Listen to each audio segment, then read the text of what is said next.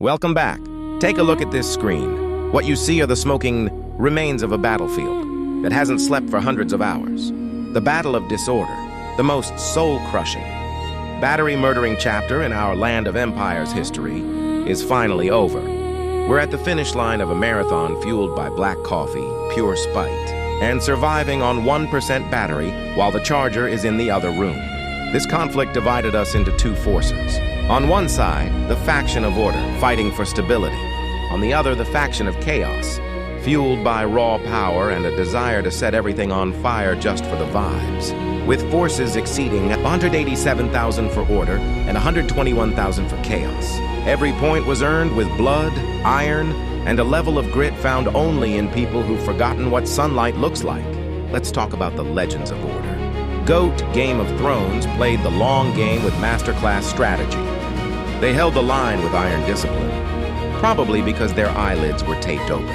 Enema Nightmare lived up to their name, acting like that 4 a.m. alarm clock you just can't find to turn off. And Lionhearts, the soul of the faction.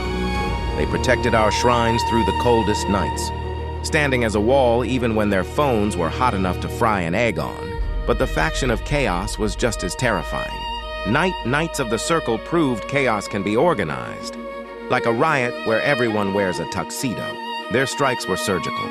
Pest Pride of Eternal Sun burned like a supernova, showing intensity that never wavered.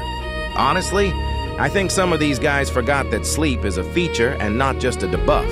And TCO? The Chosen Ones, a powerhouse of talent that reminded us why they are elite, pushing order to their absolute breaking point while probably eating pizza, with one hand and launching rallies with the other.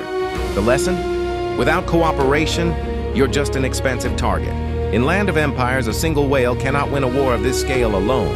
It took hundreds of players and flawless communication across every time zone. We saw people looking like extras from a zombie movie, staying awake for 40 hours to hold a shrine.